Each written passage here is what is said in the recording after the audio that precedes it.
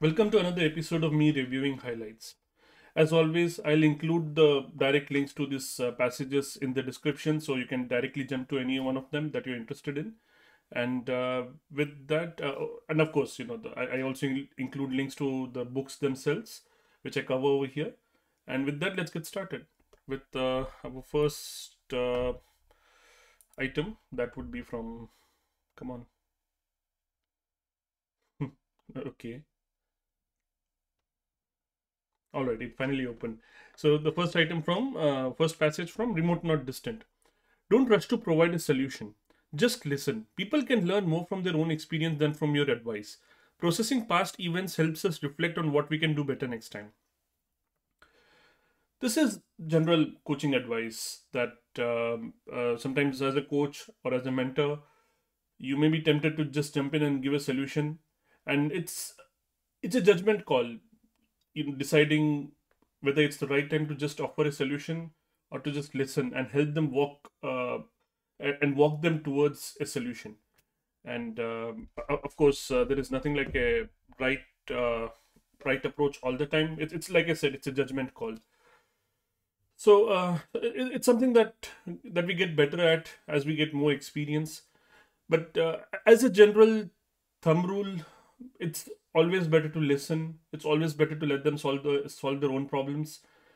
Rushing to, in my experience, providing a solution rarely has the effect that we want to see.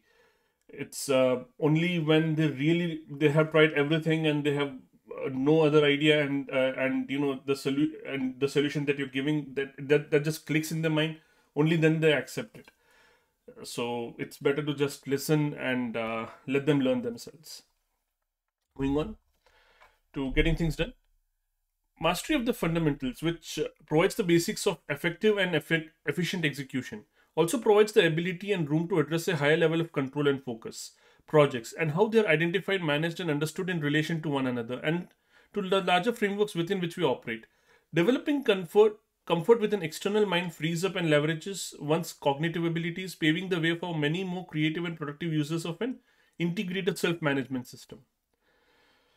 So one of the things about this particular book is that it's quite difficult to read, and this passage is not really apparent what the author is talking about. Quite simply put, it's the author is pointing out that the fundamentals of getting things done, the philosophy or the system, the getting things done, basically writing down anything that's in your landscape of things to do or things that you're involved with, writing that down and putting it in an external mind. That's the fundamental of it, and then then you process that in a trustworthy place. Not a place where you write and throw away. We have covered this many times before. So that fundamental, it kind of like it removes the worry of tasks from your mind, and now you are left with more creative endeavors. You can start thinking at a higher level. The In this passage, the author is talking about projects, and the author goes on to talk about the further, at a system level as well, and so on. So that's basically it. Like I said, this book, it's kind of difficult to read, but yeah, it all boils down to fundamentals. So I would still recommend that this book is a good read. Moving on, 4,000 weeks. The more firmly you believe it ought to be possible to find time for everything, the less pressure you will feel to ask whether any given activity is the best use for a portion of your time. So the author is pointing out, and the actual message over here is that you can't find time for everything that you want to do. And that FOMO, the effect of FOMO that we feel, we have to learn to live with it. As in, not the FOMO part of it, but the but with the knowledge that we will miss out on few things. We can't do everything, and if you believe that it's possible to find time for everything that you want to do, you will never feel the pressure to kind of judiciously apply that. Okay, is this the right time to do something? So, for example, as the passage says, the less pressure you'll feel to ask whether any given activity is the best use for a portion of your time. Because if you feel that everything is possible, then of course you can always find time for that.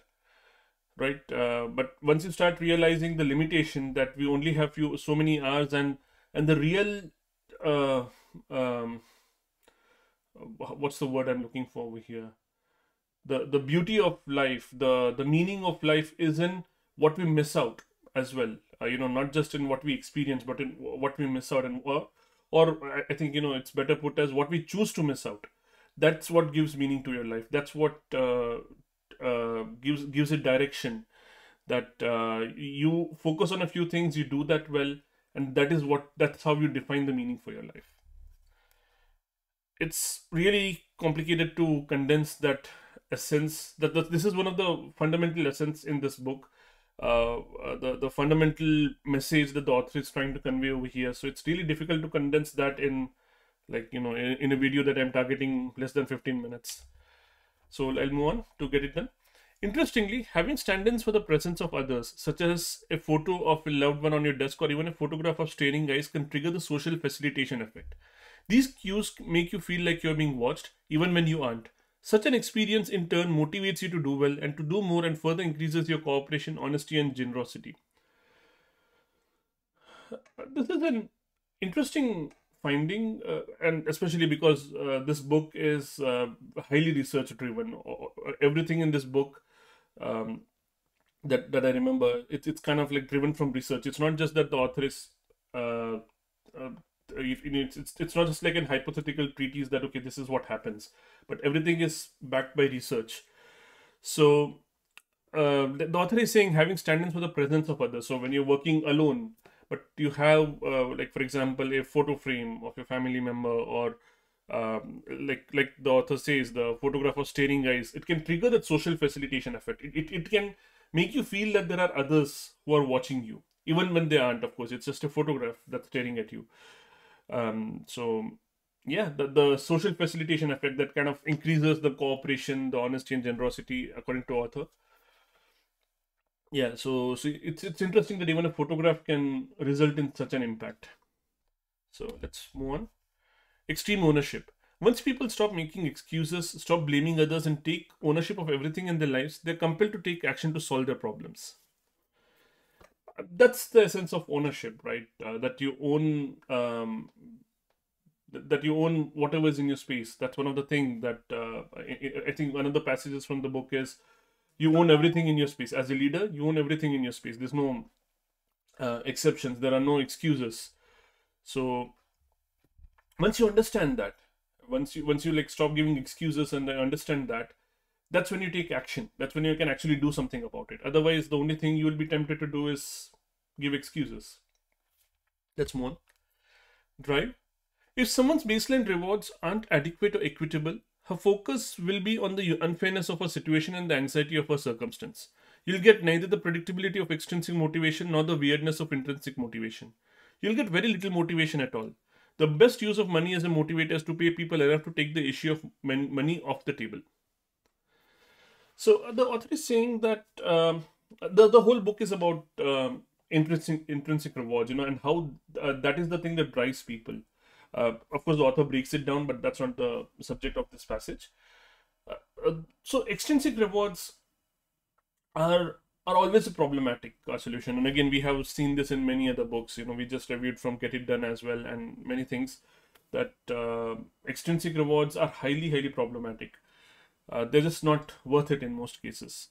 So um, one of the extrinsic rewards is, of course, money, and that doesn't mean that you don't pay people um, at all, right? Of course, you're going to pay people for the time. So this is the conversation about the baseline rewards. That is the compensation for for the work that you're hired to do, for example, like a salary, a compensation. So if they aren't adequate or equitable, then the focus is elsewhere. The focus is on the unfairness of the situation or anxiety. So the best use of money is not as an extrinsic reward. It's not as that, okay, give a baseline and then introduce performance related bonuses. That will backfire, because now there's always an anxiety. So the person is not really doing the best that they can do. They're always worried about the situation, and they're always worried about chasing after the bonus, because they have no choice. They have to. And it's been studied enough number of times that this does not produce the innovation, the creativity that's needed in today's knowledge-based industry. So the best use of money as a motivator is to pay them enough so that we don't have to talk about money, and then it's all about intrinsic motivation. Moving on to the genius zone. It's a long one. Notice a moment when you're feeling unhappy for whatever reason. Ask yourself, what am I trying to control that's actually uncontrollable? Declare it uncontrollable and let it be. Say in your mind or out loud, I consciously let go of trying to control it, whatever it is. Look for a positive action you can take right now. I don't really I think it's pretty straightforward. There's nothing else I can add to this. Okay, maybe except this, that the key phrase over here, declare it uncontrollable. We many times we find that very difficult, just saying that, okay, this is uncontrollable, I'm going to let go of this.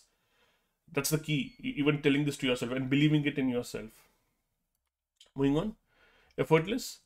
Unlike in rapid eye movement sleep, in the deep sleep stage, your body and brain waves slow down. This is the stage where information is stored in long-term memory, learning and emotions are processed, the immune system is energized, and the body recovers. Healthy adults spend an average of 13 to 23% of their night in deep sleep. So if you sleep for 7 hours, that translates to just 50 to 100 minutes in deep state. Each minute, in other words, is precious. I don't remember the context of where the author points out, but I'm sure the benefits of sleep are quite well known today. So I think the author is just trying to emphasize the benefits of sleep and not deprioritizing that. As in, you can't deprioritize sleep. Your body needs sleep. Your mind needs sleep. So get that, get good enough sleep, and the rest of your tasks are effortless. So that's how I see this placed in the book, but I don't remember the context really here. Moving on. Getting things done. GTD is more than just a way to manage tasks and projects. In many respects, it is more concerned with fundamental issues of meaningful work, mindful living, and psychological well-being than simply offering methods for being more efficient or productive for their own sake. The emphasis and requirement of outcome thinking concerning the stuff we encounter, as well as achieving a functional way to capture, clarify, organize, and assess the results so we can think more clearly, describes the core practices that truly make the actual experience of life better. So this is, we already discussed parts of this, the fundamentals of GTD, the philosophy of it. It's putting it down in some place, in a place that you trust. That's the key word, not just any place, in a place that you trust. So, first of all, it's outcome-based thinking. You're not just putting down anything that comes to your mind. You're thinking about it. So, like the author gives an example in another passage that, let's say your next item is to schedule a meeting, but that's not your next action item that you're going to write, because that still involves thinking. How are you going to schedule the meeting? Who are you going to contact? How are you going to set that up? So there are still further levels of thought, until you reach that the very next action item that you need to take, and that is what you write down. Or like if it's less than 2 minutes, you do it right away. So yeah, so this outcome-based thinking and a functional way to capture, that's the philosophy of GTD, and that it's not just getting you to be more productive. It makes the actual experience of life better. And of course, I agree with that. It's our productivity and our life experience is highly linked, because our productivity impacts our perception of the world, our perception of ourselves, for one thing, our perception of the world. And if we feel that we are more productive, if we feel, that reflects in our self-worth, in our self-esteem, and that's, of course, that those are the elements that make life better. Moving on to hidden potential. What counts is not how hard you work, but how much you grow. And growth requires more than a mindset. It begins with a set of skills that we normally overlook. Right. So the author is making a point over here that the point is growth. It's not how hard you work in an absolute sense, but how much growth have you shown over anything. So like there are these metaphors over here that, okay, if you're looking at a mountain from kind of like an horizon level, okay, it's one thing, but if you're looking at it from a valley, it's a whole different thing. So this is kind of setting the stage for all the uh, all the different metaphors that the author is going to set up. The things like scaffolding, for example, or what were the other things? I'm forgetting the other things at this moment. But yeah, so it's really about the difference, about the growth, not just about how hard you work.